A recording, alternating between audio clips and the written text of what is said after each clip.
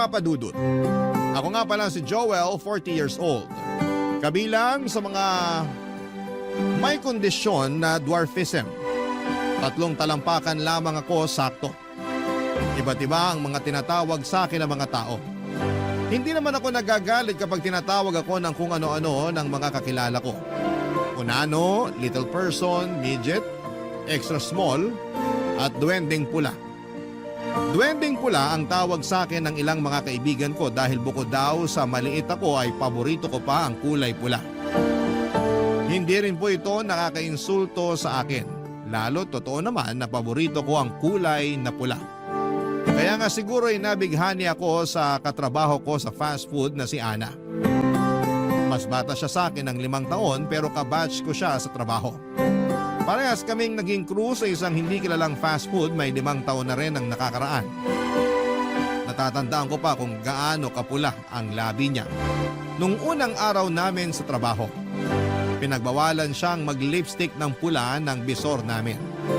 Nalungkot nga siya noon at tuwing uwian na lamang tuloy siya nakakapagpahid ng pulang lipstick at lagi ko yung naaabutan. Paborito ko ang labi ni Ana. Kahit sabihin pang malabo kong maabot yon dahil masyado siyang matangkad para sa akin. Mabait si Ana at pala kaibigan. Kaya hindi ako nailang na lumapit-lapit sa kanya dahil alam kong wala sa ugali niya ang mangtaboy. Kaya siguro lumakas din ang loob kong magparamdam sa kanya at maglandi ng pasimple. Hindi naman niya ako pinagbabawalan sa panghaharurot ko sa kanya. Kaya mas lalo tuloy akong ginanahan at mas lalong lumakas ang loob ko. Kahit madalas na tinatawanan at pinagtitripan lamang ako ng katrabaho, kaibigan at kaidarang kong si B-Boy, ay hindi ko naman pinapansin ang panunukso ni B-Boy dahil alam ko na lahat naman ng tao ay may tsansa sa mga bagay na pangarap nila. Pangarap ko po siya na matagal na at alam ko na may tsansa ako sa kanya. Isang araw ay sinubukan ko ang swerte ko sa panghaharot ko kay Ana. Confident ako noon palibasa ay bagong gupit at ahit ako. Gwapong-gwapo ako sa sarili ko kaya kinuha ko ang opportunity na yon para lalong lumapit kay Ana, Papa Dudut.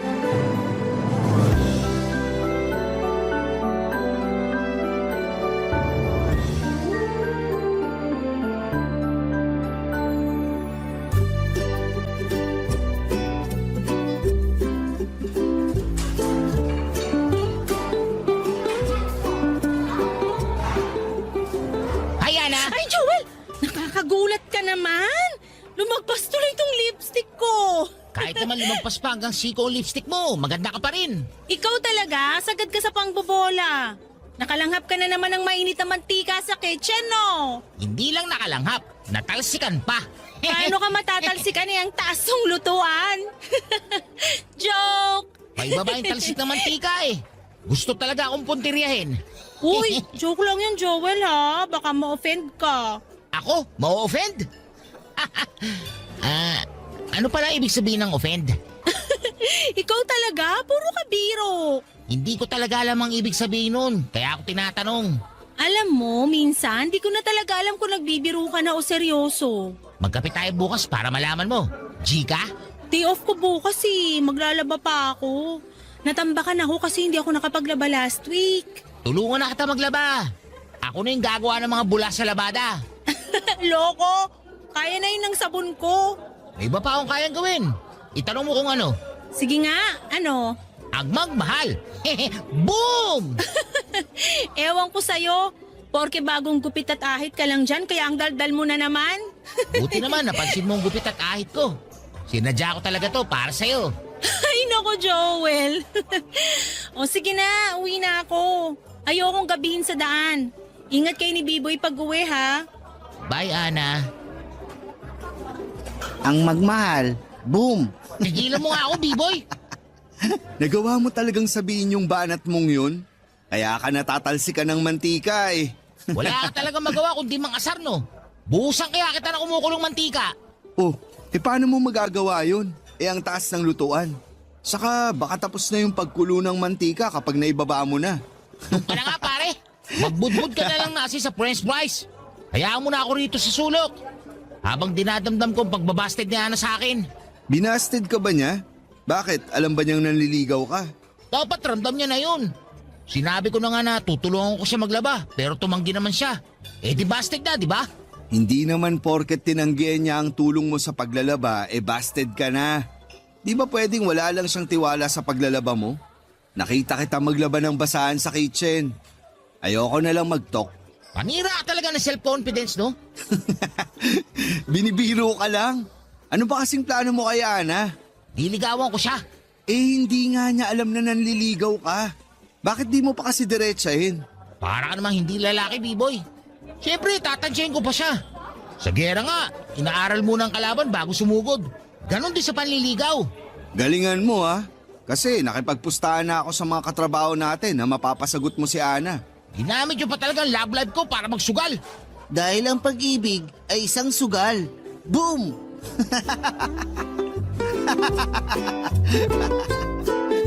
Ang pag-ibig ay isang sugal. Tama nga naman si B-Boy. Natatakot akong isugal ang lahat kay Ana kasi hindi naman ako sigurado kung gusto niya ako. Ando na kami sa punto na close na kami. Malaki na ang pag-asa ko pero kapag napapatingin ako sa salamin at kapag naaalala ko na 3 talampakan lamang ako, bigla akong manghihina. Confident naman akong tao. Tanggap ko na ang kondisyon ko. Hindi na nga ako napipikon sa pang-aasar ng mga tao sa paligid ko pero nagkakatalo lamang talaga kapag si Ana na ang kaharap ko. Bigla kong hihilingin na sana ay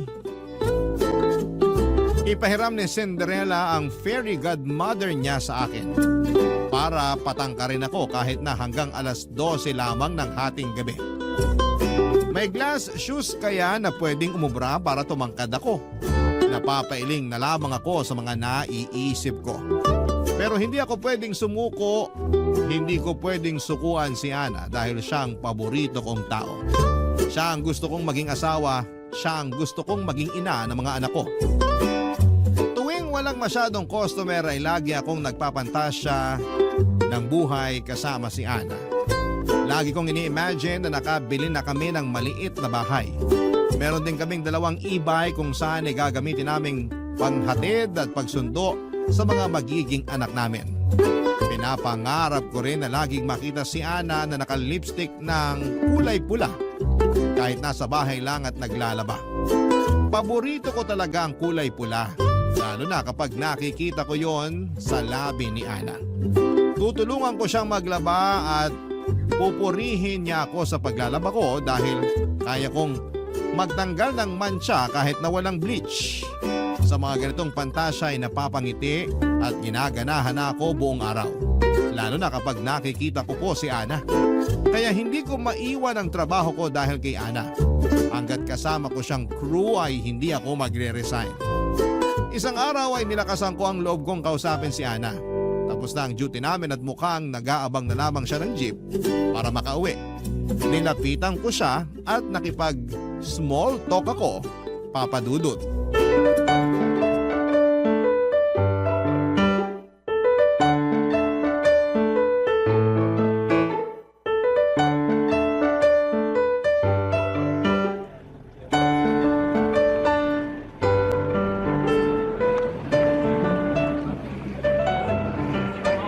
Hello, Ana. Hi, Joel. Pauwi ka na rin? Oo, pero hihintayin muna kita makalis para safe ka. Ang sweet naman. Thank you, ha. Sweet talaga ako. Mahihiya lahat ang may diabetes sa tamis ko. Nagbibiro na naman siya. Pinapatawa mo talaga ako lagi. Kung kailangan mo ng 3 talampakang payaso, andito lang ako ha. Payaso? Kailangan mapula ang labi mo. Papahiramin kita ng lipstick para dyan. Ana, bakit nga pala hindi ka nakalipistik ngayon? Nasanay kasi ako na tuwing uwian mapula ang labi mo. Napansin mo pa talaga yon? Naubos na yung lipstick ko. Sa sahod pa ako makakabili uli. Mukha na ba akong maputla? Hindi ko babagay kapag wala. Kahit para kang humigop ng suka, maganda ka pa rin. Gusto mo ba bilang kita ng lipstick? Ano bang brand at kulay? Ay hindi na, nakakahiya naman sa'yo. Luho ko yung lipstick kaya kailangan ako bumili nun. Thank you pa rin, Joel. Isipin mo na lang, regalo ko yun sa'yo. Gusto ko lang talaga makitang mapula ang labi mo. Ha?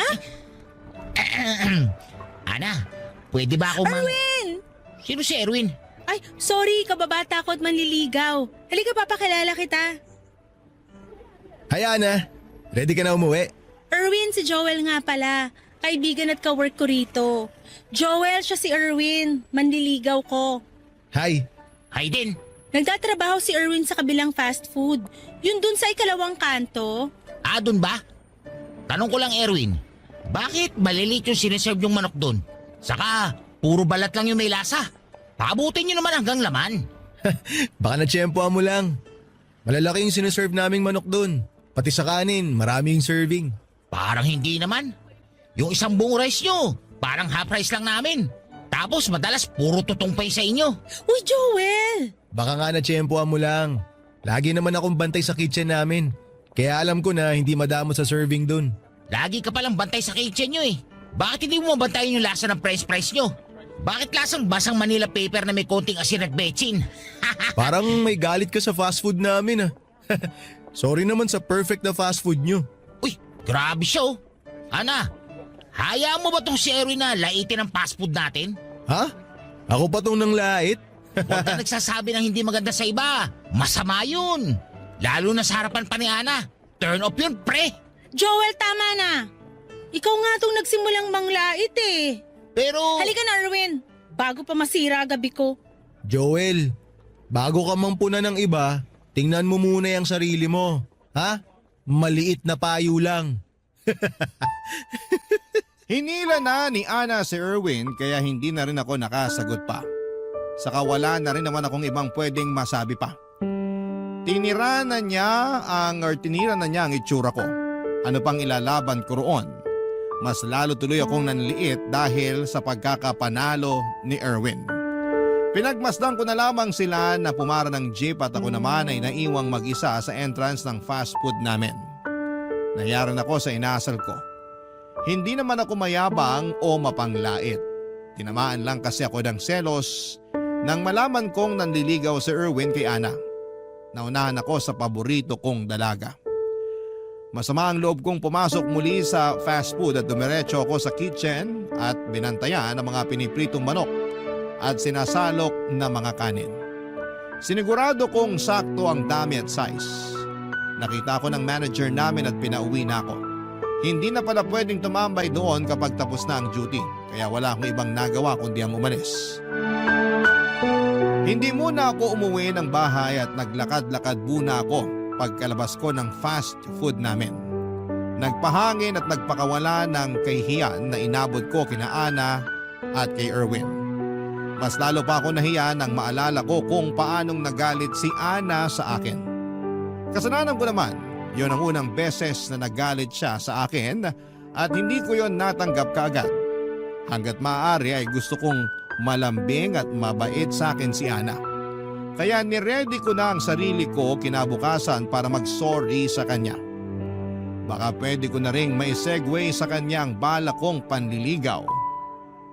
Kaya lang kinabukasan, Papa Dudut, nang handa na akong kausapin si Ana, siya naman itong biglang umiwas. Sinubukan ko siyang sundan pero hindi niya ako pinansin. Galit pa rin pala siya sa akin. Buong araw akong hinuhuli ang kanyang tingin pero kahit ang mga mata niya ay mailap sa akin. Ganon na ba kasama ang ginawa ko sa manliligaw niyang si Erwin, Papa Dudut? Barangay Love Stories. Barangay Love Stories. Isang linggo na ang lumipas pero hindi pa rin ako pinansin ni Ana. Sobra naman ata ang isang linggo para magtanim siya ng sama ng loob sa akin. Hindi tuloy ako nakapagtrabaho ng maayos nang dahil doon. Laging palpak ang trabaho ko. Mali ang naiseserve ko madalas sa mga customers at lagi pa akong natatalsika ng mantika kahit na hindi naman ako yung nagluluto. Kinakarma na siguro ako. Yun ang naisip ko. Habang pinahihirapan ko pinapahiran ko ng toothpaste ang mga paso ko ng mantika sa balat ko ay nakita ko si Ana na lumapit kay B-Boy at nakipagkumustahan. Nainggit ako ng very slight. Dati naman kami ang nagkukumustahan palagi kapag walang masyadong ginagawa si Ana at walang masyadong customers. Pero ngayon ay si B-Boy na. Pinagmasdan ko lang sina B-Boy at Ana habang nasa sulok ako at tinitiis sa mga paso ko. Hinihintay ko silang matapos makapag-usap at nang tumalikod na si Ana para bumalik sa trabaho ay siya namang pagtawag ko kay B-Boy. Nilapitan naman ako kaagad ni B-Boy at mabuti na lamang at busy ang bisor namin sa opisina kaya nakapagnakaw kami ng ilang minuto para makapag-usap. Kinailangan kong kausapin si B-Boy para humingi ng advice sa gagawin kay Ana. Nakwento ko nga sa kanya lahat ng nangyari at kapalpakan ko. Kulang na lang ay ilublob ako ni B-Boy sa kumukulong mantika at gawing fried chicken. Kahit siya ay hindi natipuhan ng ugaling ipinakita ko kay Erwin. Sa nangyari, wala na akong magagawa pa roon para mabago. Kaya naman humingi ako ng tulong sa kanya sa gagawin ko dahil nalilito na talaga ako. Papa Dudut.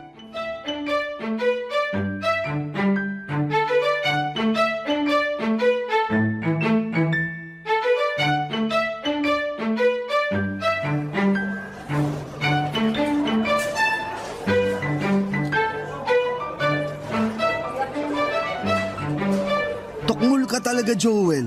Mas lalo mo lang pinausad ang laban ni Erwin kay Ana. Alam mo namang kahinaan ko ang selos.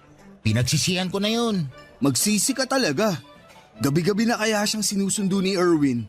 May dala palagi na french fries at burger mula ron sa fast food nila. Anong laban natin dun? Masyala ang benta nila kaysa rito sa fast food natin. Natikman mo na ba yung french fries nila? Lasang Manila paper na pinrito.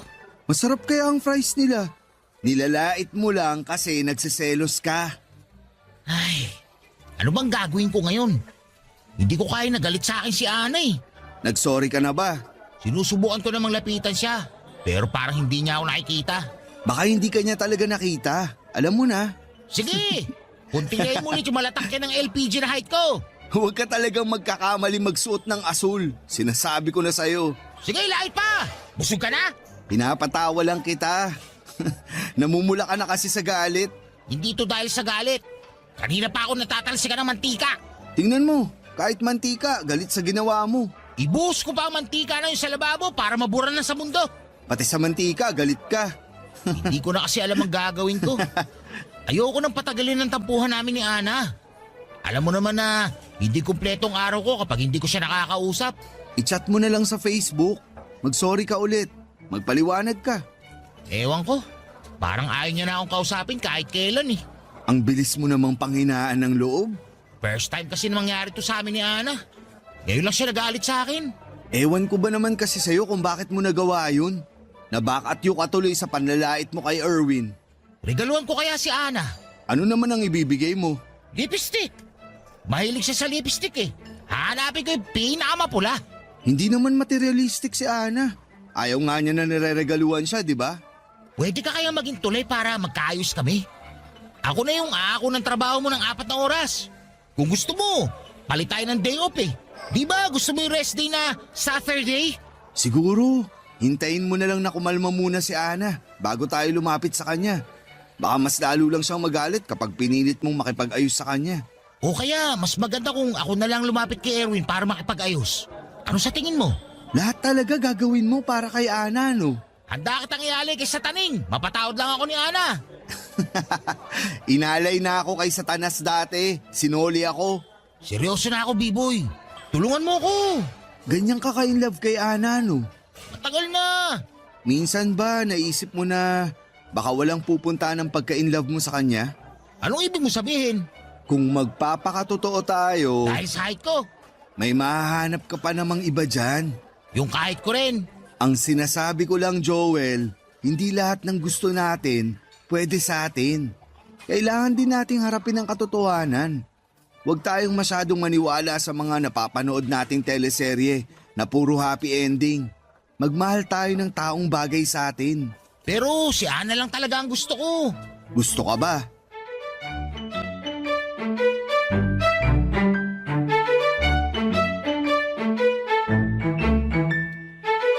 Natahimik ako bigla sa sinabi ni B-Boy. Walang alinlangang gusto ko si Ana pero si Ana gusto rin ba ako? Oo, mabait siya sa akin pero baka hanggang doon lang yon. Ako lang tong mataas ang pangarap na may magkakagustong babae sa akin. Alam kong malayo ang agwat namin pagdating sa height. Nung una ay hindi ko naman yon nakitang problema dahil alam kong hindi tumitingin sa pisikal na itsura itong si Ana. Pero noong pinaramdam sa akin ni B-Boy na kailangan kong maging makatotohanan, doon ako napaisip bigla. Baka kailangan ko na rin maghanap ng katulad ko. Yung maaabot ko ng literal. Pinagmasdan ko ang mga maiksi kong kamay at binti. Nakaramdam ako ng sama ng loob. Bakit kailangan sa akin pa ibigay ang problemang ito? Hindi naman ako masamang tao. Pero bakit sa akin ipinasa ito? Bakit wala pa rin gamot na pwedeng bilhin sa pharmacy para tumangkad? Bakit wala pa rin mga doktor ang kayang magpatangkad ng mga katulad ko? Kung ano-ano na lang ang naisip kong problema sa itsura ko, Papa Dudut. Hindi ko naman dati masyadong pinagtutuunan yon ng pansin dahil nagawa ko na yung tanggapin. Napansin ni B-Boy na sumama ang loob ko sa huling tanong niya. Kaya naman bumawi siya at sinabing marami siyang nabasang mga kwento sa Facebook na nagkatuluyan sa huli kahit gaano pa yon kaimposible. Tinapik niya ako sa balikat at sinabing hindi na siya makapaghintay na mabasa ang kwento namin ni Ana sa Facebook kung sakasakali o mapakinggan sa Barangay Love Stories. Doon pa lang ako muling nakabawi sa confidence ko. Buong araw ay wala akong ibang iniisip kundi si Ana at kung paano ako makakabawi sa kanya. Napangiti ako nang makaisip ako ng pwedeng magawa para mapatawad niya. Noong break time ko ay nagmadali akong pumunta sa tindahan malapit sa isang elementary school. Bumili ako doon ng mga candy na parang lipstick. Mura lang ang mga yon. Nang maibulsa ko na ang mga yon ay nagmadali na akong bumalik sa fast food para harapin si Ana.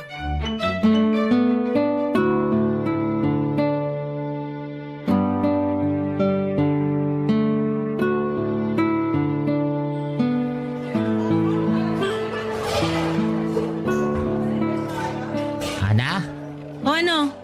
galit ka pa rin ba sa akin? Obvious ba? Sorry na kasi. Magtrabaho na lang tayo, pwede? Hindi kasi ako makapagtrabaho ng maayos kung galit ka sa akin. Hindi ko na problema yon. Kausapin mo naman sana ako ng maayos. Bakit ikaw? Nakipag-usap ka ba sa amin ni Erwin ng maayos? Nabigla lang ako noon. Hindi ko pa rin maintindihan kung bakit nilait mo yung manok, kanin at fries sa fast food nila. Inaano ka ba ng mga pagkain nila? Binugbog ka ba ng manok at patatas nila? Kasi naman nakaramdam lang ako ng... Nang ano? Ay... Siguro nainggit lang kasi ako na mas malakas ang aircon sa fast food nila. Saka mas mabango yung ginagamit nilang mantikas na pamprito. Hindi pala talsik di tulad ng sa atin. Niloloko mo ba ako? Sorry na talaga, Ana. Nagsisisi na ako sa ginawa ko. Kung gusto mo, pag dumalaw ulit dito si Erwin, magsosorry din ako sa kanya. Wala nang kaso yung kay Erwin. Kinausap ko na siya. Ay naman pala eh. Napatawad niya na pala ako. Bakit ikaw ayaw mo pa? Kasi hindi ko inaasahan namang babastos ka ng ibang tao. Hindi yun yung Joel na kilala ko. Mabait at marespeto yung Joel na nakakasama ko. Pero yung pinakita mong kagaspangan nun? Grabe! Parang hindi kita kilala. Wala na ako ibang magagawa para mabawi yung ginawa ko. Ang kaya ko na lang gawin, mag-sorry. At bigyan ka ng maraming mapulang lipstick. Di ba sinabi ko na ayokong nireregaluhan ako ng luho ko? Bago mo tanggihan to, tignan mo muna please. Ayoko, hindi ako tumatanggap ng regalo lalo kung mahal. Diyan ka matutuwa sa akin kasi hindi mahal to mga lipstick na nabili ko. 5 piso nga lang ang isa eh. May iba't ibang flavors pa. Lipstick? 5 piso? Baka naman mamaga ang labi at lalamunan ko dyan pag ginamit ko. Gusto mo pa yata akong ipahamak? Hindi no. Ginagamit ka ito ng mga grade 1 eh. Nakita ko. Grade 1? Gumagamit ng lipstick? Talagang niloloko mo ako, no? Ito, tingnan mo muna bago mo tanggihan. Eto. Candy lipstick! Alam ko to, paborito ko yung strawberry at melon flavors. Sakto. Di naman ako strawberry kasi yun ang pinakamapula sa nakita ko noon. Paborito to ng pamangking ko. Saka nakikihingi rin ako sa kanya kapag binabantayan ko siya. Thank you, Joel, ah. Ano, Ana? Pinapatawad mo na ako? Okay na ba tayo ulit? Hindi ka na masungit? Pasalamat ka sa mga candy lipstick na to.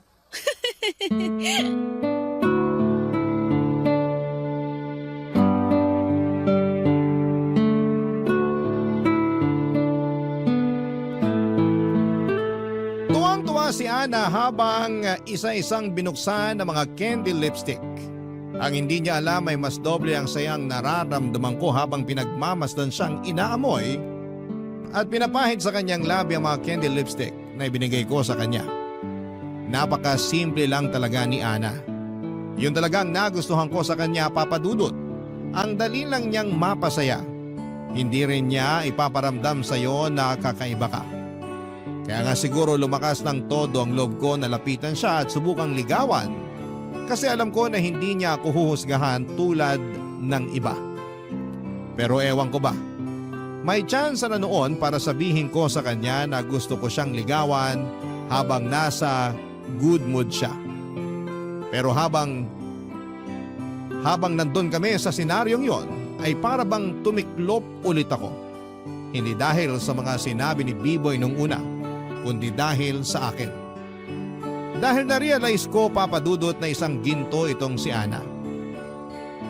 At isang lalaking karapat dapat sa ginto ang dapat mapunta sa kanya. Bakit bigla kong naramdaman na para lang akong isang tanso at hindi para sa isang ginto? Pero hindi ako tumagal sa mundong ito para panghinaan lamang lagi ng loob. Maraming beses na ako nakasubok na maliitin ng ibang tao. Literal. Pinatibay na ako ng mga hindi magagandang salita ng mga tao. At hindi yon naging hadlang para habulin ko ang mga pangarap ko. Katulad na lamang ni Ana. Siya ang nasa tuktok ng lahat ng mga pangarap ko. At alam kong makukuha ko siya dahil maayos akong klase ng tao. Makukuha ko siya dahil alam ko kung paano magmahal ng totoo. Alam ko kung paano magpahalaga ng ginto. Kaya naman pinagplanuhan ko nang sabihin sa kanya na bala ko siyang ligawan. Pero bago ko gawin yon ay kailangan ko munang maghanda. Dahil maraming bagay akong kailangang i-consider kapag nagsimula na akong manligaw. Handa na ako para sa kanya, sana ay ganon din siya sa akin. At sana, Papa Dudut, ay hindi maging hadlang ang agwat ng tangkad namin. Barangay Love Stories. Barangay Love Stories. Bata pa lamang ako ay tampulan na ako ng tukso. Noong nag-aaral ako ay lagi akong pinipilit bihisan ng damit na pangmanika ng mga kamag-aral kong babae. Gusto nila akong paglaruan at pagtawanan sa harapan ng mga crush nila. Tuwing may okasyon sa pamilya namin ay lagi akong binabalibag ng mga pinsan ko. Ginagawa rin nila akong laruan. Lagi akong tinitingnan ng mga tiyahin ko na may awa sa mga mata nila. Lagi ko silang naririnig na nagbubulungan kung sino ang tatanggap sa akin bilang asawa. Pasimple silang magtatawanan at saka makukonsensyang bigla. Titingin silang muli sa akin na punong-puno ng awa sa kanilang mga mata. Kaya maaga akong lumayo sa pamilya ko, alam kong hindi sila makakatulong para matutunan kong mahalin ang mga kakulangan ko. Sa pag-explore ko sa mundo ay marami akong nakilala na tulad ng mga mapanglait na pamilya ko't kamag-aral. Pero naging matibay na ako rito. May mga naging katrabaho ako na lagi na lamang akong ginagawang pulutan sa kanilang mga kwentuhan. Baka raw anak ako ng duwende. Baka raw pinaglihi ako sa buto ng kasoy. Baka raw humaba pa ang binti ko kapag babanatan nila araw-araw at kapag binabad nila sa tubig. Nasanay na ako sa mga panghiinsulto nila, Papa Dudut. Naging merienda ko na nga ang ilan. Aaminin kong minsan ay tinatamaan ako ng mga masasakit na panghuhusga ng mga tao. Pero naisip ko na sila ang totoong may problema dahil ayaw nilang kaharapin ang mga problema nila sa kanilang sarili. Kaya naman naghahanap sila ng sa tingin nila ay mas mahina sa kanila para yon ang kanilang puntiryahin. Para maging takas pansamantala sa mga issues nila sa kanilang mga sariling buhay, Papa Dudut.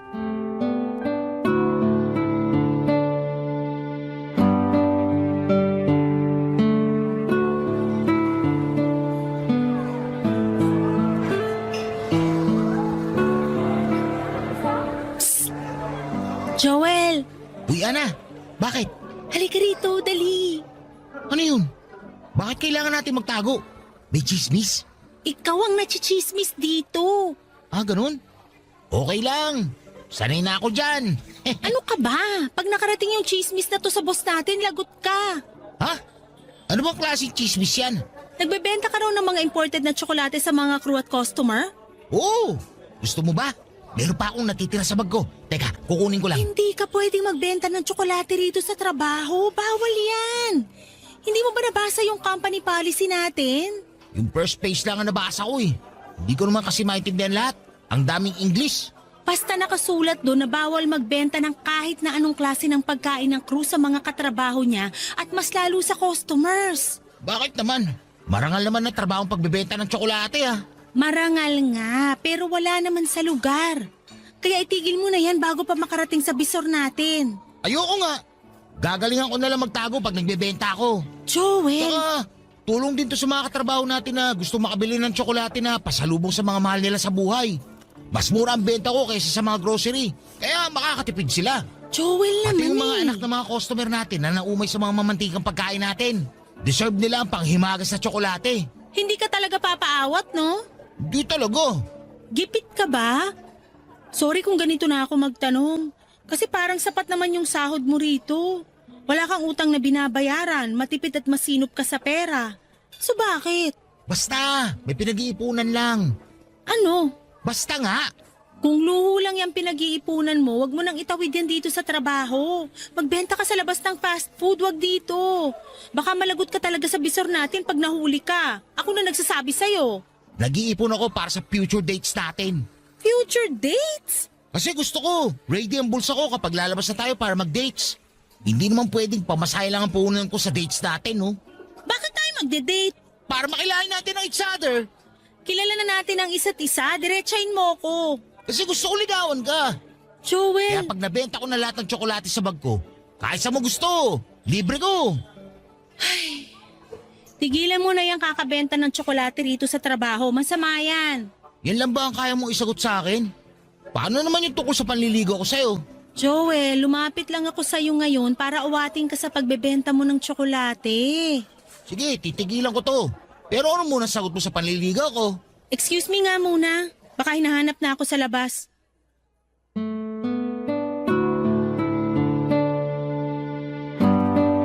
Nagmamadali nang lumabas at lumayo si Ana sa akin.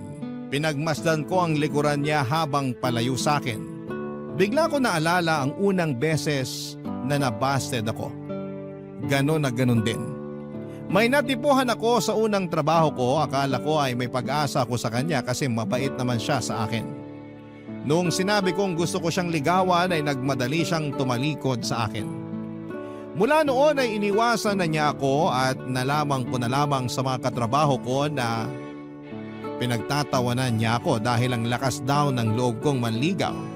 Hindi ko naman daw siya kayang maabot. Nasaktan ako doon pero hindi ako sumuko sa pag-ibig. Ilang babae na rin ang sinubukan kong ligawan pero pare-parehas lamang sila na tinatalikuran ako bigla kapag sinabi ko nang gusto ko silang ligawan. Kahit nakarami na ako ng mga nang busted sa akin ay nagpatuloy pa rin ako. Alam kong darating din ang tamang babae sa akin na hindi na ako kukutyain at tatanggapin kung ano lamang ang meron sa akin. At dumating nga si Ana. Pero nanganganib na maulit ang nakaraan ko nang talikuran din niya ako matapos kong sabihin na bala ko siyang ligawan. Tinigil ko na nga ang pagbebenta ng tsokolate at naging klaro na sa akin na wala namang patutunguhan ang pag-iipon ko dahil hindi naman ako pinagbigyan ni Ana na ligawan siya. Pinamigay ko na lamang ang mga natitira kong tsokolate sa mga customers naming bata. Nagpatuloy ako sa trabaho para makalimutan ko ang pangbabasted ni Ana sa akin. Iniwasan ko rin si Ana at alam kong napansin niya yon. Dahil sa gilid ng mga mata ko ay nakikita kong panayang sulyap niya sa akin. Mas lalo lang tuloy akong nahirapang tanggapin ang pangbabasted niya sa akin.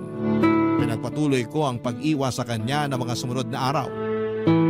Paraan ko yon para makapag-move on na. Napansin nga ni B-Boy ang pag-iwas ko at sinabi ko sa kanya na binasted na ako.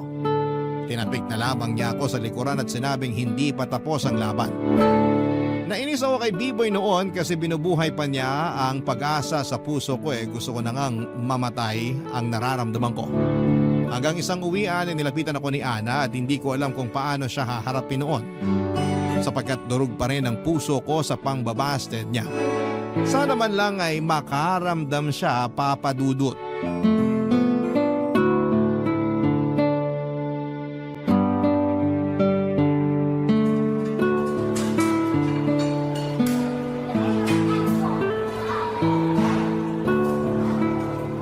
Hindi ka na raw nagbebenta ng tsokolate? Nachismis lang sa akin ang mga katrabaho natin. Bawal, di ba? Pero marami ka pang natira sa bag mo. Sayang naman yun kung langgam lang makikinabang. Pinamigay ko na lang sa mga customer nating bata. Ang sweet naman. Thank you. Wala ka na bang natira dyan kahit isang piraso lang? Kahit yung nilalanggam na. Wala na. Ang tipid mo namang sumagot. Sumasagot lang naman ako sa kung anong tanong mo. Naninibago lang. Dati kasi isang tanong 10 sagot ka eh. Nakakamiss yun. Sa susunod na lang ako sasagot ng 10. Galit ka ba sa akin? Hindi ako pwedeng magalit sa'yo. Iniiwasan mo kasi ko eh. Busy lang. Alam mo namang marami tayong customer eh. Pero dati naman kahit ilang tray pa yung hawak mo, nagagawa mo pa rin akong kamustahin. Ay, o sige na nga. Kumusta ka? Eto, nalulungkot. Hindi kasi ako pinapansin ng isa dyan. Ako ba? Meron pa bang iba? Huwag ka nga ganyan, Ana. Anong wag akong ganito? Huwag mo na akong pasahin at paikutin. Alam mo namang marupok ako eh. Ha? Huwag ka namang panggap na hindi mo alam ang sinasabi ko. Binasted mo ako, di ba? Binasted? Nung sinabi ko sa'yo naliligawan kita, nagmadali kang layuan ako. Tinalikuran mo ako. Ano ba tawag doon? Pangbabasted na pala yun ngayon? Ganun ang ginagawa ng mga nililigawan ko noon eh. Tatalikuran nila ako kapag sinabi kong liligawan ko sila. Tapos, inulit mo pa. Aaminin ko, nabigla ako nung sinabi mo na gusto mo akong ligawan. At aaminin ko na una kong naisip yung height mo. Sabi na eh. Katulad ka rin pala ng iba. Hindi ka pala naniniwala sa height doesn't matters. Pero nung naalala ko lahat ng ginawa mo sa akin, sa pagmamap mo sa sahig na dinadaanan ko para hindi ako madulas, kasi alam mong hindi ako maingat maglakad. Sa paghihintay mo sa akin sa labas ng fast food hanggang makasakay ako ng jeep. Sa pag-aabot mo sa akin ng panyo araw-araw dahil alam mong lagi akong pinagpapawisan. Sa pagtatanggol mo sa akin kapag inaaway ako ng mga customer at sa candy lipstick. Marami pang iba pero ito yung malinaw kong naaalala. O tapos? At walang nakagawa nun sa akin. Ikaw lang. Lahat sila puro tangkad lang pero ikaw, halimaw ka sa kabaitan. Sinasabi mo lang yan para hindi sumama ang loob ko sa height ko. Nagsasabi ako ng totoo. Paano si Erwin? Binasted ko na siya mula nung inabutan mo ko ng candy lipstick. Kung ganun, wala na ba akong kakompetensya ngayon sa'yo? Wala na. Panalo na ba ako kung ako maliligaw sa'yo ngayon? Depende sa flavor ng candy lipstick na ireregalo mo sa akin. Pinagbigyan din ako ng tadhana sa wakas. Ilang beses na akong nasaktan sa pag-ibig, naka-jackpot din ako sa bandang huli. Akala ko lahat ng tatalikod sa akin ay babasted sa akin. Hindi pala ganon lagi ang kaso. Tulad po ni Ana na nabigla lang. Masyado naman kasi ako at walang preno. Habang nag-uusap kami ay umiikot muli sa utak ko ang pangarap kong maliliit na bahay para sa amin. At mga makukulit at maliliit naming mga anak. Ang dalawang e-bike na panghatid at pangsundo sa mga anak namin at ang ipopost kong love story namin sa Facebook na mapapakinggan din sa Barangay Love Stories. Marami na ako naging plano para sa amin ni Ana. Ganon siguro kapag sigurado ka na. Nang dumaan ang jeep na sasakyan ni Ana ay hinawakan ko ang kamay niya at tinanong kung pwede ko ba siyang ihatid sa kanila. Ngumiti si Ana at hindi binitawan ang aking kamay. Proud siyang sinabay ako sa jeep habang magkahawa kaming dalawa. Sa ngayon, Papa Dudut ay patuloy pa rin po ang panliligaw ko kay Ana. Dinoble ko ang pagsisikap na patunayan sa kanya na karapat dapat ako sa matamis niyang oo. Walang palya ang pagbili ko ng mga candle lipstick na nagdadala ng ngiti sa mapula niyang labi. Hindi na rin ako tinutokso pa ni B-Boy lalo't inaabangan na niyang mapasagot ko si Ana para manalo na siya sa pustahan. Gagamitin daw niya ang perang mapapalalunan niya para pang-date sa isa naming katrabaho. Nainggit ata sa ligawan namin ni Ana kaya nakisabay na rin siya. Maraming salamat po sa pagpili ng aking kwento at hangad ko na nakapagdala ko ng pag-asa sa mga katulad kong hindi pinagpala sa height at itsura. Totoong may kulang sa atin, aminin na po natin.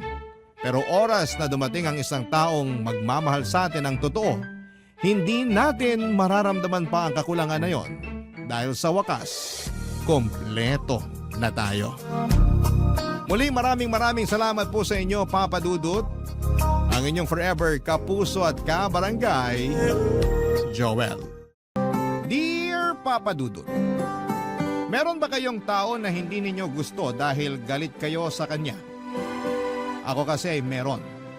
At yon ang stepfather ko. Pero bago ko ikwento sa inyo, isa-isa ang mga dahilan kung bakit hindi ko siya gusto at galit ako sa kanya. Pabati muna ng isang magandang tanghali sa inyong lahat, avid listener at certified kabarangay na talaga ako since nadiskubre ko ang programa ninyo na Barangay Love Stories noong pandemic. Marami akong natutuhan sa mga kwento ninyo lalo na pag ito ay tungkol sa pamilya. Kaya nga na-inspire ako nito na magbahagi ng storya ko. Tawagin niyo na lamang po ako sa pangalang Lilibet, 31 years old at nagtatrabaho bilang loan officer sa isang bangko sa Quezon City. Pero ang kwentong ibabahagi ko ay magsisimula noong 20 years old ako. Noong edad kong yon, ay may pinakilala sa akin ang mama ko na lalaki. Si Sergio na boyfriend daw niya. Pero imbes na matuwa ay nagalit ako sa mama ko dahil para sa akin ay wala siyang karapatang pumasok sa isang relasyon matapos siyang lokohin at iwan ang tatay ko noong 8 taong gulang pa lamang ako. Hindi sila kasal at matagal na silang hiwalay. Papa's girl ako pero lumaki ako sa poder ng mama ko. At sa paglipas nga ng panahon ay napatawad na ng mama ko ang papa ko at piniling maging civil ang relasyon nila sa isa't isa. Kahit na may sarili ng pamilya ang tatay ko.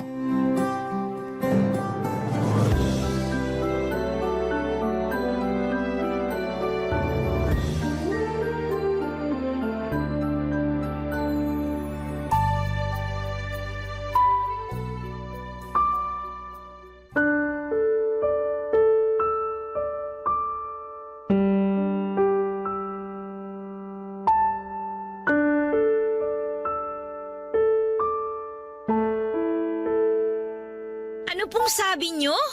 Nak, makinig ka muna kasi. Narinig ko naman, Ma. Hindi lang ako makapaniwala na naghanap pa kayo ng ibang lalaki. Ay, kinadismay ako pa. Kayo na nung seryo na yon. Paano na po si Papa niyan? Pamilyado na ang papa mo. May mga anak na nga sila ng kinakasama niya, hindi ba? Tsaka matagal na kaming hiwalay.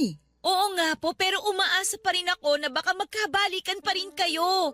Lalo ngayon na lagi sila nag-aaway ng kinakasama niya. Anong ibig mo sabihin? Kinuwento lang sa akin ng kapatid ko sa chat. Pero hindi pa rin yung garansya na magkakabalikan kami. Wala na nga kaming nararamdaman sa isa't isa eh. Wala kasi pinagpalit nyo na siya sa seryo na yon. Aminin nyo na kasi yung totoo. Hindi ko pinagpalit ang papa mo. Siya nga yung unang nagloko sa amin eh. Siya yung unang nang iwan at ng babae. Pero wala na rin kayo pinagkaiba sa kanya. Anong walang pinagkaiba sa kanya? Dahil lang ba nagka-boyfriend ako? Ganun na nga po. Ano ba kasing hindi mo maintindihan sa sitwasyon? Si Sergio eh, ngayon ko lang nakilala. Kami ng papa mo matagal nang hiwalay. Kahit na. Para sa akin ganun na din po yun. Galit ka lang sa nangyari kaya ganyan ka magsalita. po ako galit. Sobrang sama din po ng loob ko sa inyo. Gusto nyo kasing palitan sa buhay ko si Papa. Papa mo pa rin siya. Hindi ko siya tinatanggalan ng karapatan sa'yo. Mabait naman si Sergio. Sigurado magugustuhan mo siya pag nakilala mo siya ng gusto. Basta, bigyan mo muna siya ng pagkakataon. At bakit ko naman gagawin yun? Para makuha niya yung loob ko at lalo ako mapalayo sa Papa ko? Lilibet naman, bakit magganyan ka? Kung makapagsalita ka sa akin, parang ang laki-laki ng kasalanan ko sa'yo ah. Malaki talaga! Wala akong ginagawang masama. Hindi ako katulad ng papa mo na naglukot ng iwan dahil pinagpalit niya tayo sa iba. Bakit nang siya? Mabilis mo lang napatawad. Pero ako na nanay mo na sinaktan niya, pinaiyak, ininsulto nung mga panahong yon. Ako na nanay mo na mag-isang nagpalaki sa'yo at nag-aruga. Ganyan mo tratuhin ngayon porque nagka-boyfriend lang ako? Nangako kayo sa akin na hindi kayo magbo-boyfriend. Pero hindi niyo yun tinupad. Tapos magtataka kayo kung bakit ako ganito sa inyo ngayon? Pero hindi pa rin sapat na dahilan yon. Sapat na dahilan yun, Ma. Alam ko na hindi na mabubuo ulit yung pamilya natin. Buo naman ang pamilya natin kahit nung dalawa lang tayo, di ba? Pinaramdam ko naman sa yung pagmamahal ng dalawang magulang. Bonus na lang na maayos ng relasyon namin ng papa mo. Alang-alang sa'yo, kaya nakakasama mo na siya at nakakausap. Kaya ano bang sinasabi mo na hindi buong pamilya natin? Para sa akin, hindi pa rin normal ang pamilya natin. Ang gusto kong pamilya yung katulad sa mga kaibigan ko at sa mga kaklase ko. Yung magkasamang tatay at nanay nila sa iisang bubong. Ganun naman tayo dati bago naglukong tatay mo, di ba? Mas pinili niya yung babae niya kaysa sa atin kaya hinayaan ko na lang siya. Eh di umamin din kayo. Anong inamin ko?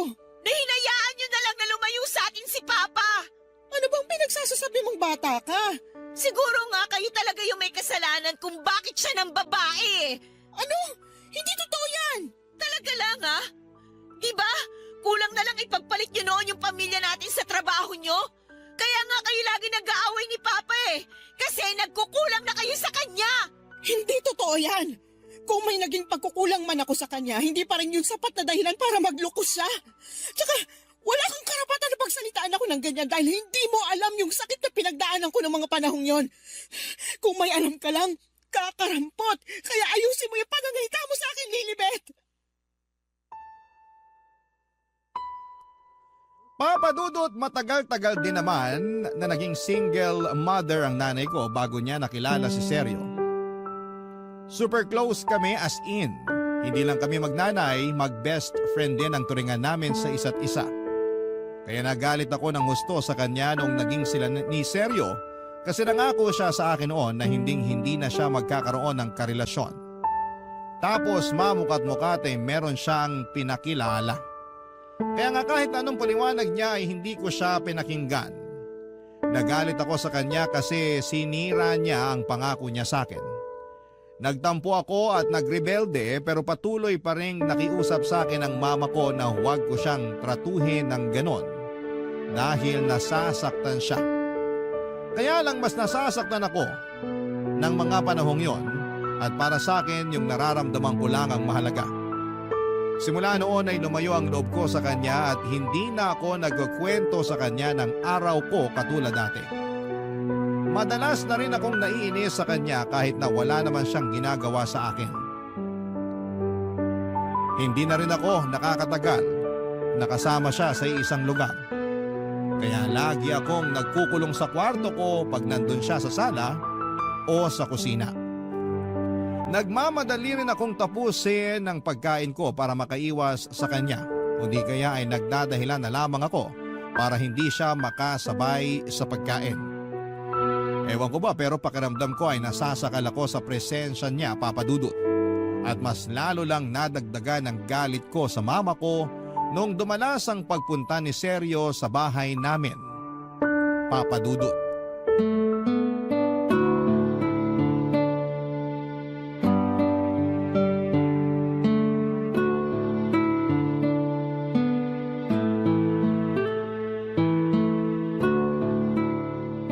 Sa palagay mo, magugustuhan ni Lilibet tong niluto kong sinigang na salmon? Oo naman, paborito niya yan. Alam mo kasi mahilig sa isda yung anak kong yon. At salmon ang paborito niya. Sunod yung bangus, tsaka tulingan. Ganun ba? Nakakatuwa naman kasi bihira lang sa mga kabataan yung mahilig sa isda eh. Madalas kasi karne ng baboy o manok. Kumakain din naman siya nun pero mas gusto niya talagang isda. Nung bata yun, pangarap pa nga niya maging isda. Talaga? Oo, ang weird pero pinagbigyan ko na lang. Binili ko ng costume ng isda. Katulad ng mga sirena? Hindi, buntot lang naman yun eh. Pero yung kanya, simula ulo hanggang paa isda talaga. Mukhang seryoso talaga siya sa pangarap niyang maging isda. Oo, kaya tawang-tawa ako pag naaalala ko yun. Papakita ko sa iyo yung picture niya mamaya pagkatapos natin kumain. Oh nak, nandiyan ka na pala. Pasok na po ako sa kwarto. Ha? Mamaya na, maupo ka na muna rito para kumain. Busog pa po ako. Lilibet naman, paanong busog ka pa eh? Naririnig ko na yung tiyan mong kumakalam, tsaka nagluto ang Tito Seryo mo ng sinigang na salmon. Di ba paborito mo yon? Oo nga naman. Sabi ng mama mo, paborito mo yung sinigang na salmon at namimiss mo na raw kumain nun. Kaya nagluto ako para sa'yo. Paborito ko nga at namimiss ko nga kumain pero hindi ako kakain kasi luto mo. Lilibet! Totoo naman eh. Akala niyo ba makukuha niyo ako sa pagluluto niya ng paborito kong pagkain? Wala namang masama dun dahil gusto lang namang mapalapit sa'yo ng tito mo. Ayoko nga sabi, di ba? Ayoko mapalapit sa kanya. Huwag mo naman sagutin ng ganyan ng mama mo. Mama mo pa rin siya. Wala kang pakialam. Sino ka ba? Lilibet! Hindi kita pinalaking bastos. Ayusin mo pagsagot mo sa tito mo. Hindi ko siya tito, no? Masyado kayong trying hard na ipagsiksikan sa buhay ko yung boyfriend nyo. Nakakainis tuloy lalo. Hindi ako trying hard at hindi ko pinagsisiksikan sa'yo si Seryo. Ang sa akin lang, igalang mo pa rin siya kahit na hindi mo siya gusto. O sige po, igagalang ko po siya katulad ng gusto nyong mangyari. Pasensya na po kayo, tito. Pero ayoko pong kumain ng luto nyo kahit na mukhang masarap at paborito ko pa. Kasi kahit na ano pong gawin ninyo, hinding-hindi nyo po makukuha ang loob ko. Kung si mama na uto po ninyo, ibahin po ninyo ako. Para sa akin, walang pwedeng pumalit sa posisyon ng papa ko sa buhay ko. Hindi ibang tao at lalong hindi kayo. O ayan ma, ginalang ko na po siya katulad ng sinabi nyo. Sana wala na kayong problema doon ha? Ay, ewan ko sa'yo. Hindi ko na alam kung anong gagawin ko. Sabi ko naman sa inyo, gusto ko nang pumasok sa kwarto ko. Pero pinipilit niyo akong kumain kasabay niyo eh. Hindi ako makikipag-family bonding sa inyo kasama ang lalaking yan. Gusto lang naman ng mama mo na kumain ka. Kung ayaw mo pala nakasama ako, ayos lang naman. Basta kumain ka pa rin kasi mukhang gutom ka na. Itutulog ko na lang tong gutom ko. Hindi ako kakain ng niluto mo. Diyan na nga kayo! Lilibet, bumalik ka rito! Pasensya ka na sa anak ko ha. Hindi ko naman siya ganyan pinalaki pero nagbago lang siya nitong naging tayo. At kahit na anong gawin, hindi ko maintindihan yung dahilan niya. Hayaan muna natin siya. Baka kasi kailangan niya pa ng panahon para matanggap yung relasyon natin. Siguro naninibago pa lang siya. Pero naniniwala naman ako na magiging maayos pa rin ang lahat. Salamat, Seryo. Maraming salamat talaga. Walang anuman. Tara, kumain na tayo. Sige, hahatiran ko na lang mamaya si Lilibet sa kwarto niya. Papadudot nagtatrabaho bilang chef ang stepfather ko at sa restaurant na pinagtatrabahuhan niya sila nagkakilala ni mama. Teacher naman ang mama ko. Basta ang sabi lang niya sa akin noon ay tingin daw ng tingin sa kanya si Seryo kahit na tapos na itong magluto sa harap nila ng mga katrabaho niya.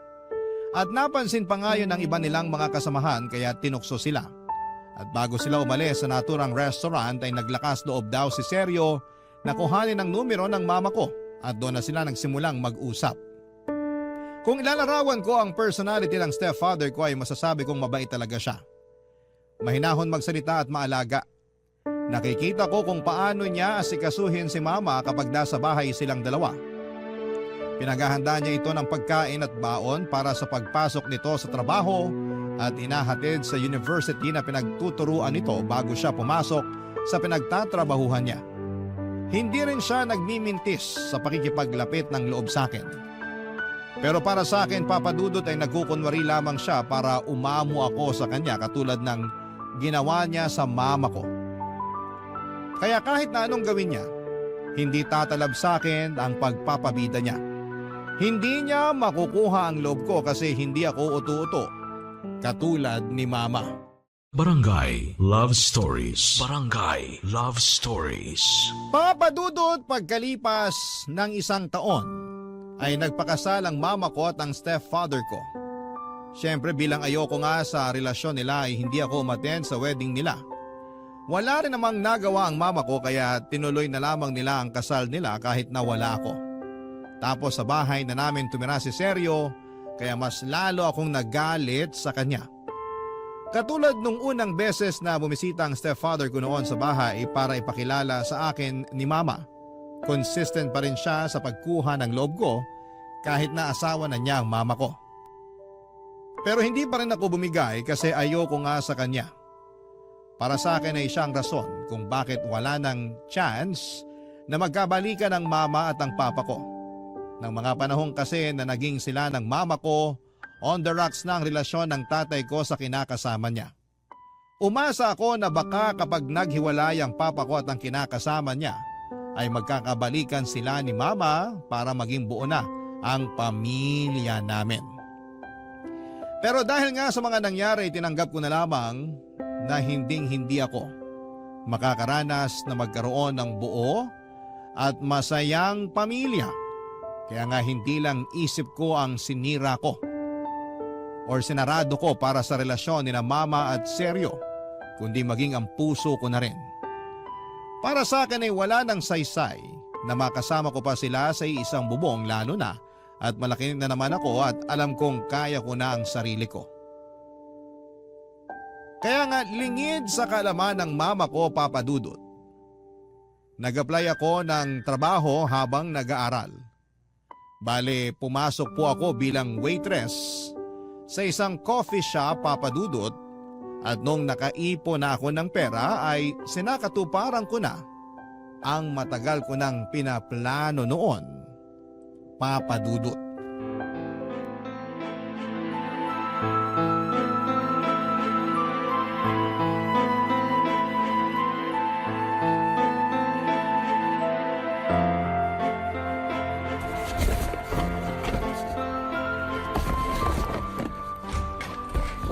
Nak, saan ka pupunta?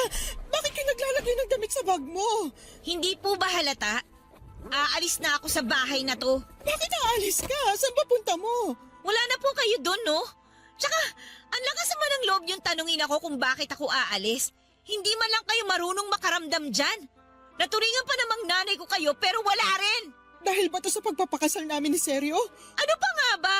Yun lang naman yung problema natin dito di ba?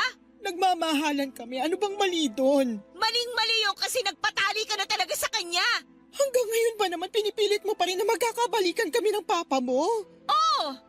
Umaasa pa rin ako pero sinira nyo na yung pag-asang yun. Kaya ngayon nakasal na naman kayo, mas maganda siguro kung bumukod na ako. Hindi mo naman kailangan bumukod Pwede tayong magsama-sama rito. Ayoko nga kayo makasama, di ba? Hindi ko nga matagalan ang presensya ng Sergio na yun pag nandito sa bahay nung hindi pa kayo kasal Tapos ngayon na mag-asawa na kayo, mas lalong ayoko na tumira dito kasama kayo. Ilang beses ko bang dapat sabihin na mabait si Sergio? Kahit ilang beses mo siyang binastos, ni minsan hindi siya nagalit sa'yo. Pinagpapasensyahan ka niya dahil desidido siyang makuha ang loob mo. O anong gusto niyong gawin ko? Sana sinubukan mo man lang natanggapin siya bilang stepfather mo. Sana binigyan mo siya ng tsansa na patunayan ang sarili niya sa'yo. Hindi ko nga kailangan ng bagong tatay, di ba? Meron na akong tatay. Bakit ba kasi puro na lang yung tatay mong bukang bibig mo wala rin naman siyang pakialam sa'yo? Ha? Anong sinabi niyo? Totoo naman, di ba? Kailan ba yung huling beses na nakapunta ka sa bahay nila? Tsaka sabi mo, ayaw sa'yo nung kinakasama niya. Madalas ka pang paalisin kaya sabi ko pag inulit niya pa yon, ako nang makakalaban niya. Kahit na mukhang wala nang pakialam sa akin ng papa ko, hindi pa rin dahilan yung para pilitin niyo ako mapalapit sa asawa ninyo. Nak naman, ba't pa kasi ganyan ka? Bakit ang tigas ng puso mo sa stepfather mo? Kahit man lang sana alang-alang sa akin, subukan mo siyang kilalanin. Bakit ko gagawin yun? Hindi niyo nga ako iniisip nung naging kayo, di ba? Baka nakakalimutan niyo, Ma. Nangako kayo sa akin na hindi na kayo makikipagrelasyon. Pero bakit may pinakilala na lang kayo na boyfriend ninyo? Sinira niyo yung pangako niyo sa akin Tapos ngayon gusto niyo tanggapin ko yung asawa niyo sa buhay ko bilang stepfather ko? Sinubukan ko namang tuparin yung pangako ko sa iyo eh. Kaya nga ilang taon din akong hindi nagkaroon ng karelasyon kasi nag-focus ako sa pagpapalaki sa iyo. Bakit bigla niyo naman sinusumbat sa akin ang bagay na yan? Eh ginusto niyo rin naman na palakihin ako, di ba?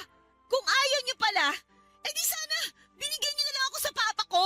O di kaya naman niligaw niyo na ako sa kalye nung bata pa lang ako. Ano bang pinagsasasabi mo? Hindi ko magagawa yun sa'yo dahil anak kita. Tsaka, ikaw na lang ang meron ako kaya bakit kita ibibigay dun sa tatay mong nang iwan sa atin? Ewan ko sa inyo, ma. Mukhang kahit na anong gawin ko, hindi niyo talaga maiintindihan yung nararamdaman ko. Kaya tama lang talaga ang desisyon ko na umalis sa bahay na to. At saan ka naman pupunta kapag umalis ka? Nag-aaral ka pa, Lilibet? Hindi mo pa kaya ang sarili mo. Yun ang akala nyo. Palibasa kasi maliit na bata pa rin yung turing nyo sa akin eh. Ipapaalala ko lang sa inyo, ma. Malaki na ako at may kakayanan na ako magdesisyon para sa sarili ko. Tsaka kumikita na rin naman ako ng pera dahil may trabaho na ako. Ano? At anong klaseng trabaho yan? Nagtatrabaho ako bilang waitress sa isang coffee shop para makaipon ng pera at makalis na sa bahay na to. Bakit ngayon mo lang sinabi sa akin? Bakit ko naman sasabihin sa inyo? Kasi mama mo pa rin ako. Kahit nagalit ka sa akin, dapat sinasabi mo pa rin sa akin yung mga ginagawa mo. Di ba? Ganun ka naman sa akin noon. Noon yun, ma. Pero hindi na ngayon. Malaki na ang pinagbago ko kasi kayo nagtulak sa akin na lumayo ang loob sa inyo. Kaya hindi niyo ako mapipigilan na umalis sa bahay na to kasi ayaw ko na nga kayong kasama. Lalo na yung asawa nyo. Papa Dudut, hindi ko pinakinggan ang iyak at pakiusap ni Mama ng mga panahong yon. Naging matigas ang puso ko para sa kanya nang ituloy ko ang pag-alis ko sa bahay namin. Para po sa akin, yun ang unang hakbang ko para maging malaya sa pamilya naming matagal na rin namang wasak. Tumuloy ako sa isang maliit na apartment kung saan ay naging roommate ko doon ang kaklase ko.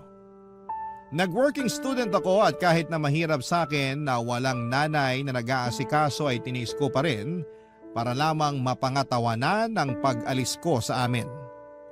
Laging tumatawag o nagchat-chat sa akin ang mama ko pero hindi ko siya sinasagot o sinisin man lang. Nami-miss na raw niya ako at gusto niya akong makita. Pero ayoko siyang makita kahit na miss ko na rin siya ng mga panahong yon. Mas nananaig kasi ang galit ko sa kanya at sa desisyon niyang pakasalan ang stepfather ko. Para sa akin ay mas binili niya ito kaysa sa sarili niyang anak kaya dapat pagdusahan niya ang kapalit ng desisyon na yon. Inabala ko na lamang ang sarili ko sa pag-aaral at pagtatrabaho para makalimutan ko ang pinagdadaanan ko. Hindi ko na malaya na mabilis palang lumipas ang isang buwan, Papa Dudut.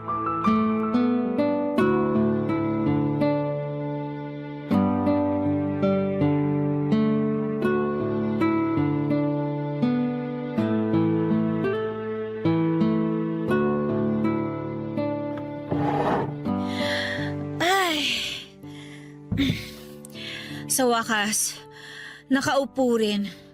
Nakakapagod tong araw na to, grabe. Oo nga eh. Buti na lang closing na. Kaya nga eh, sakit na naman ang katawan ko nito. Eh hindi pa naman ako kagad makakatulog nito pag uwi sa apartment. Mag-review pa kasi ako para sa exam namin bukas. Medyo gahol na nga eh.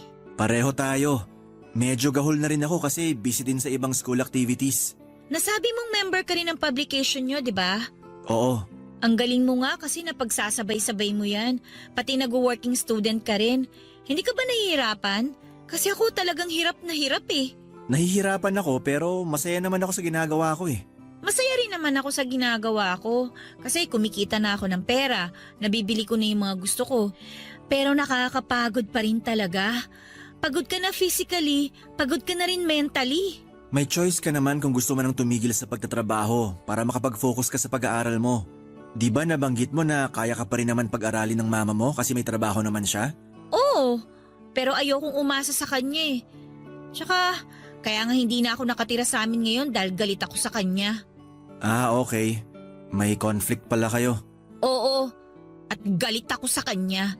Gusto mo bang malaman kung bakit? Sige, kung sasabihin mo.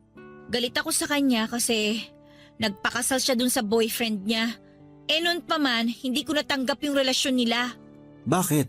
Kasi umaasa pa rin ako noon na magkakabalikan sila ng papa ko. Kaya nga nagulat ako tsaka naggalit nung malaman kong may iba na siya. Tapos napuno talaga ako nung nagpakasal sila. Para kasi sa akin, sinira niya yung pangako niya na hindi makikipagrelasyon sa iba eh. Sandali. Ibig mo bang sabihin hiwalay na sila ng papa mo bago siya nagpakasal dito sa boyfriend niya? Oo, matagal na. 8 years old pa lang ako. Hindi naman sila kasal, pero nagsama sila sa iisang bubong. Kaso, nagloko si Papa eh. Naghanap ng ibang babae dahil masyadong busy si Mama sa trabaho. Kaya para sa akin, kasalanan niya kung bakit nasira ang pamilya namin. Para sa akin, kung may pagkukulang man ng mama mo, hindi sapat na rason na humanap ng iba ang papa mo. Ano bang dapat ang ginawa ni Papa? Inayos yung pamilya nyo. Dapat mas inunawa niyang sitwasyon. Mas naging pasensyoso. Ewan ko. Pero para sa akin si Mama talaga yung may kasalanan. Wala naman ako sa posisyon para baliwalain yung nararamdaman mo. Kung sa tingin mo mas malaking kasalanan ng mama mo, sana mahanap mo pa rin yung pagpapatawad dyan sa puso mo. Ewan ko kung kaya ko pang patawarin siya kasi alam mo sa totoo lang, ang laki na ng panghihinayang ko sa samahan namin eh. Sobrang close kami noon bago siya nagkaroon ng boyfriend. Matanong ko lang, kumusta tong stepfather mo? Okay naman. Masasabi ko na mahaba ang pasensya niya, mahinahon magsalita, tapos mahal na mahal niya ang mama ko. Magaling din siya magluto kasi chef siya eh. Pero ayoko pa rin mapalapit sa kanya. Kasi feeling ko, inaagawan niya ng pwesto yung papa ko sa buhay ko. Tingin ko hindi naman gano'n ang intensyon ng stepfather mo. Talaga? Gusto lang niya mapalapit sa'yo kasi anak ka ng asawa niya. Para sa akin, kung malinis naman yung intensyon niya, walang kaso doon. Ay, kaya lang hindi ako katulad mo mag-isip eh. Galit ako sa kanya at galit din ako sa mama ko. Kaya nga umalis ako sa bahay namin. Okay lang yan. Sabi ko nga, hindi ko babaliwalain yung feelings mo kasi ikaw ang nakakaramdam niyan. Pero salamat kasi na-appreciate ko na nagkwento ka sa akin. Gusto ko lang din kasing may mapaglabasan itong sama ng loob ko. Ang bigat na rin kasing dalin eh. Basta nandito lang ako kung gusto mo na makakausap. Handa akong makinig at maging kaibigan sa'yo. Papadudot katrabaho ko si Fred sa coffee shop na pinapasukan ko. Barista naman siya doon pero katulad ko ay isa rin siyang working student. Kapwa ko siya third year student at siya lang naman ang sumusuporta sa pag-aaral niya. Laki po sa hirap si Fred at wala na siyang tatay matapos nitong mamatay sa sakit noong 16 anyos pa lamang siya. Tapos ay may 3 pa siyang nakababatang kapatid na pare-pareho ring nag-aaral. Ang mama lang din nila ang nagtaguyod sa kanilang magkakapatid kaya nga porsigido siyang tulungan ito. Doon na siya nag-working student para kahit paano ay hindi na niya iasa sa mama niya ang pambaon niya at panggasto sa eskwelahan. Mabait si Fred, gentleman at gwapo. In fact, maraming nagkakagusto sa kanya lalo na ang mga kapwa namin estudyante noon. May mga pagkakataon na siya lang talaga ang pinupuntahan ng mga ito sa shop namin para makasilay sa kanya. Noong una ay wala naman akong pakialam sa bagay na yon hanggang sa maging ako ay nagkagusto na rin kay Fred. Kaya lang ay hindi ako yung klase ng babae na umaamin sa mga crush nila magkamatayan man. Nagpatuloy ang pagiging close namin ni Fred hanggang sa siyang nag-confess na matagal na niya pala akong nagugustuhan. Doon na nga nagsimula ang espesyal naming pagkakaibigan lalo nang ligawan niya ako. Hindi nagtagal ay sinagot ko rin siya at naging kami at masayang masaya ako. Si Fred ang naging pahinga ko sa mga nakakapagod na sitwasyon at pagkakataon. At aaminin ko na doon ko mas naunawaan ng mama ko nang maging sila ng stepfather ko. Kaya nga hindi ko na lang namamalaya na unti-unti palang lumalambot ang puso ko sa mama ko. Sinisin ko na mga chat niya sa akin at nakikipag-usap na rin sa kanya sa call. Pero sandali lang naman yon. At kung may free time lang ako, madalas kasi busy ako sa trabaho at sa pag-aaral. Pero hindi ko pa rin sinasabi sa mama ko papadudot ang kinakaroonan ko. Hanggang isang araw ay nakatanggap ako ng chat mula sa stepfather ko na nagsasabi sa akin, Papa Dudut, na nasa ospital daw ang mama ko ng panahong yon. Barangay Love Stories. Barangay Love Stories. Papa Dudut, kahit na nagsimula na kaming mag-usap ulit ni Mama, ay hindi pa rin ako masyadong nagsasabi sa kanya. Siguro kasi ayoko lang na ibaba ang pride ko kaya nagmamatigas pa rin ako na tuluyan nang makipagbati na sa kanya. Lahat ng yon ay nakwento ko sa boyfriend kong si Fred at pinakinggan lamang niya ako hanggang sa gumaan ang nararamdaman ko. At kapag kailangan ko ng payo ay saka lang siya nagsasabi. Malaking bagay sa akin na nandyan si Fred para makinig sa mga hinaing ko sa buhay ko. Noong nalaman ko na nasa ospital si Mama ay nagdalawang isip pa akong puntahan siya kahit na alalang-alala na ako. Nahihiya kasi ako sa nanay ko at baka kung ano ang sabihin niya sa akin pero kinumbinsi ako ni Fred na puntahan daw namin si Mama. Bale, sinamahan niya ako. Okay naman na ang Mama, over fatigue lang daw. Ayos na ang pakiramdam niya pero pinayuhan pa rin siya ng doktor niya na manatili sa ospital ng ilang araw. Ang stepfather ko ang palagi nagbabalita sa akin ng kalagayan ng mama ko. Kaya naman nabawas-bawasan na ang pag-worry ko at nang pumunta nga kami sa ospital para bisitahin siya ay laking tuwa ni Mama pagkakita sa akin. Sabi ng stepfather ko ay bigla raw sumigla ang Mama kasi nakayakap na niya akong muli at nahalikan. Lalo tuloy akong nakonsensya kasi nagawa ko pa siyang tiisin ng ilang buwan.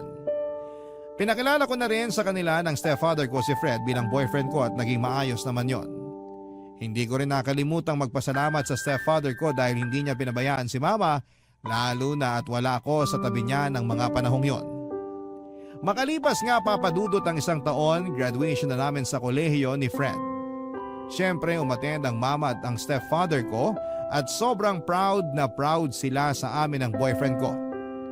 Niyakap ako ng mahigpit ni Mama at ganon din ako sa kanya. Paulit-ulit pa rin ako nag-sorry sa pagrebelde ko noon pero sinabi niyang matagal na niya akong napatawad. Hindi niya raw ako kayang tiisin kasi anak niya ako.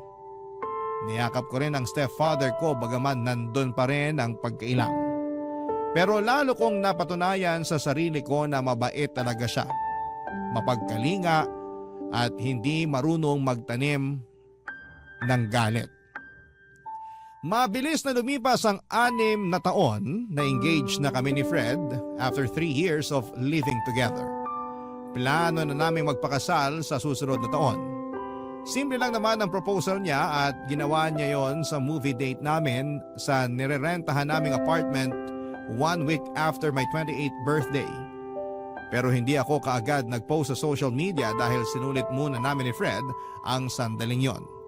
Kaso syempre excited kami kaya naman plinano na namin lahat-lahat hanggang sa mga guest namin at role na gagampanan nila sa wedding namin. Church wedding ang gusto namin at alam ni Fred na pangarap ko ang ganong klase ng kasal. At kahit hanggang bago matulog ay nag-uusap pa rin kami tungkol sa kasal namin. Tapos may bagay na bumabagabag sa akin ang mga panahong yon. Dahilan para masabi ko ito sa mapapangasawa ko, Papa Dudut.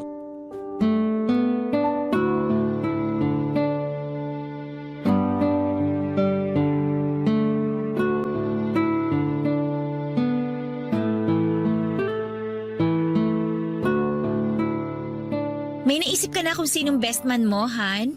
Oo, yung best friend ko si Luis. Naku, siguradong matutuwa yun. Sigurado yan. Tagal na nun hinihintay na ikasal tayo. Tapos inunahan na ako na siya raw dapat ang best man ko.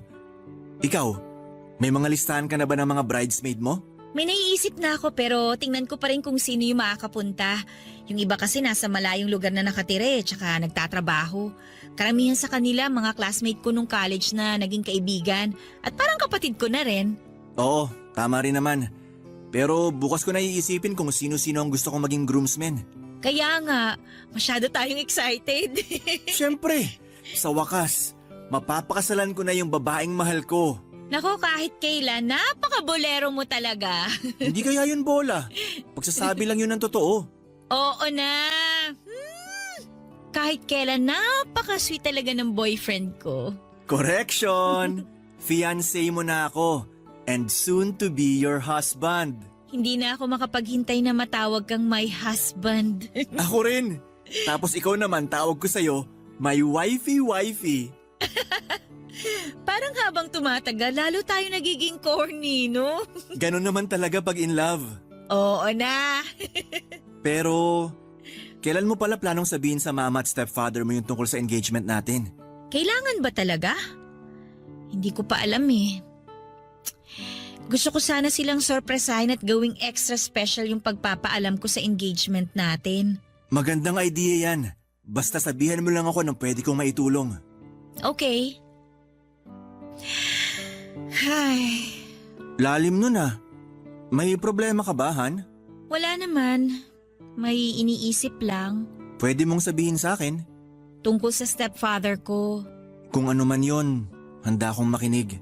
Hanggang ngayon kasi, hindi pa rin ako makapaniwala na magiging okay kami. 'Di ba? Natatandaan mo nun kung gaano ako kagalit sa kanya? Oo, natatandaan ko nga yun. Sinabi ko pa nga sa sarili ko na hindi niya makukuha yung loob ko. Na kahit na ano pang gawin niya, hindi niya mapapalitan sa buhay ko ang papa ko. Pero mali pala ako.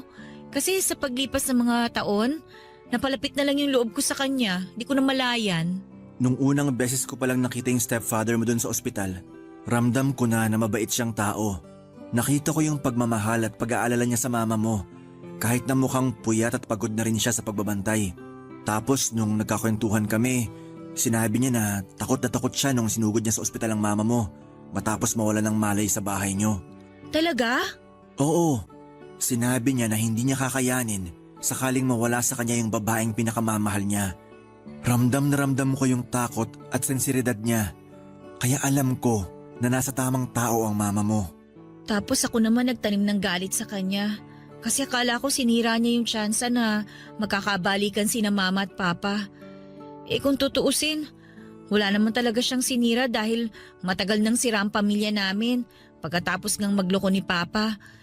Hindi ko lang talaga matanggap na ginawa yun ng papa ko sa mama ko. Lalo na't close kami. Papa's girl talaga kasi ako eh. Pakiramdam ko tuloy, sama-sama akong anak. Nakaraan na naman yun.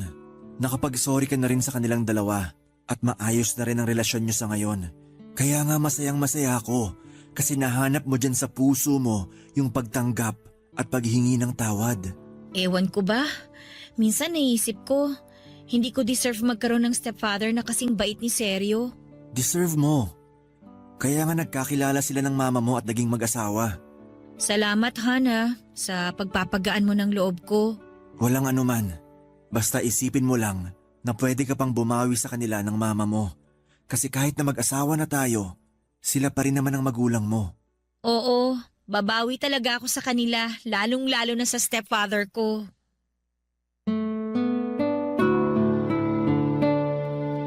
Papadudot sa totoo lang ay may punto ang lahat ng sinabi ni Fred tungkol sa stepfather ko. Sa loob kasi ng ilang taon na naging bukas ako sa relasyon nila ni Mama, ay lalo kong napatunayan kung gaano siya kabuting tao. Kaya nga tuluyan ang lumambot ang puso ko para sa kanya. Pero nahihiya pa rin ako sa kanya kaya nga nakatulong ang pag-uusap namin yun ni Fred para maging buo ang desisyon ko sa pinaplano kong papel na gagampanan niya sa kasal namin ng fiancé ko. Hindi pa namin nasasabi sa parents ko ang tungkol sa engagement namin at planong pagpapakasal ni Fred. Naisip kong sorpresahin sila at ipaalam yon sa kanila sa birthday ng stepfather ko. Kabado nga ako pero buti na lang dahil pinakalma ko ng fiancé ko. First time ko kasing gagawin ng bagay na yon kaya sana'y magawa ko ng maayos at masabi ng malinaw ang lahat-lahat ng nasa puso ko. Simpleng dinner lang sa labas ang naging birthday celebration ng stepfather ko.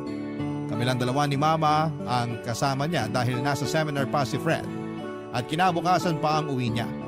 Pero in-update ko siya sa mga nangyayari.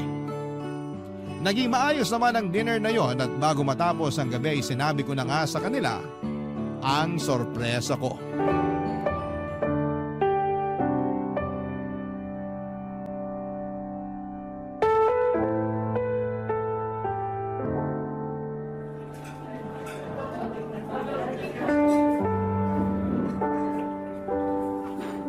Ma, may sasabihin po pala ako sa inyo ni Tito Sergio. Ano yun, anak? Ikakasal na po kami ni Fred. Nag-propose na po siya sa akin. Talaga? Kung ganun, masaya ako para sa inyo. Tingnan niyo po yung singsing na binigay niya, oh. Ang ganda po, di ba? Oo nga, ang ganda nga. Congratulations sa inyo ni Fred. Sa wakas, magkakaroon na kami ng apo ng mama mo. Ano ka ba naman? Hindi pa buntis si Lilibet ko, ikakasal pa lang sila. Papunta na rin yun doon. Oo na. Alam mo ba, tong stepfather mo, excited na talaga maikasal kayo ni Fred eh. Ang tagal nyo na rin kasing magkarelasyon at tingin talaga namin, kasal na lang ang kulang sa inyo. Oo nga po eh. Pero syempre, nag-ipon muna kami para naman handa kami kung sakaling pasukin na namin ang pagpapamilya. Sa ekonomiya kasi natin, parang ang hirap ng bumuhay ng isang bata. Pero masarap pa rin ang magkaroon ng anak. Kayang-kaya nyo yan ni Fred. Naniniwala ako sa batang yun pagdating sa pag-handle ng pamilya. Basta, tandaan nyo palagi na higit kanino man, magkakampi kayo. Lagi nyo yun isipin. Sakaling dumaan kayo sa mga problema bilang mag-asawa. Kayo laban sa problema, hindi kayo laban sa isa't isa. Tatandaan ko po yung mga payo nyo, Papa. Anong sabi mo? Tama ba yung narinig namin, Nak? Tinawag mong Papa ang Tito Sergio mo? Opo, Ma. Simula ngayon, Papa na po yung itatawag ko kay Tito Sergio. Salamat, Nak. Pakiramdam ko, yan na yung pinakamagandang regalo na natanggap ko ngayong birthday ko. Pasensya na kayo kung natagalan bago ko natanggap sa sarili ko na hindi ang tatay ko ang nagmahal sa amin ng mama ko, kundi kayo. Hindi ang tatay ko ang kasama ko sa graduation ko noon para mag-cheer at maging proud sa akin, kundi kayo po ni Mama. Hindi ang tatay ko ang nagturo sa akin magluto ng masarap na recipe, kundi kayo po.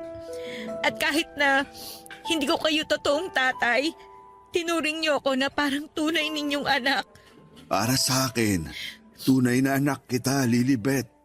Kaya naman wala akong hindi kayang gawin alang-alang sa'yo. Mahal na mahal ko kayo ng mama mo. Mahal na mahal ko rin po kayo, Pa. Salamat po sa pag-aalaga kay Mama, sa pagmamahal sa kanya. Yun kasi yung mga bagay na hindi niya naranasan noon sa tatay ko. Walang anuman yun. Tungkulin ko na tuparin ang mga pangako na sinumpaan ko sa harap ng Panginoon nang pakasalan ko ang mama mo. Kaya nga laking pasasalamat ko talaga sa Diyos dahil dumating sa buhay ko si Sergio. Pinaranas niya ulit sa akin magkaroon ng taong magmamahal sa akin, mag-iingat at mag-aalaga. At ngayon, kayo naman ni Fred ang ikakasal at susumpa sa harapan niya na magsasama sa hirap at ginhawa. Pero, kailan niyo ba plano magpakasal talaga? May petsa na ba? Opo, next year po. Inaayos na po namin ni Fred ang lahat-lahat. Basta, masayang-masaya kami ng mama mo para sa inyo ni Fred. Congratulations ulit, anak. Salamat, Papa. Pero may request po pala ako na sana mapagbigyan nyo. Ano ba yun? Sabihin mo lang, basta kaya ko. Gusto ko po na kayo ang makasama ko. Gusto ko na kayo yung maghatid sa akin sa altar, Papa.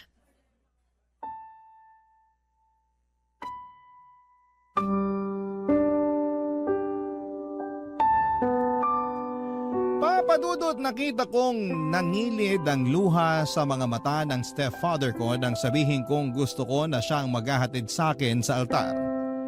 Papunta sa mapapangasawa ko. Naiyak din si Mama kasi pareho nilang hindi ine-expect ang bagay na yon. Pero desidido na akong ibigay sa kanya ang tungkuling yon. Lalo na siya ang itinuring kong best man sa buhay ko. Sunod sa aking asawa na si Fred. Hindi nagtagal ay kinasal kami ni Fred at yon ang pinakamaligayang araw ng buhay ko. Sa kasalukuyan ay buntis na ako sa second baby namin ni Fred at masayang masaya ang mga magulang ko dahil nga nagkaroon na sila ng mga apo sa amin.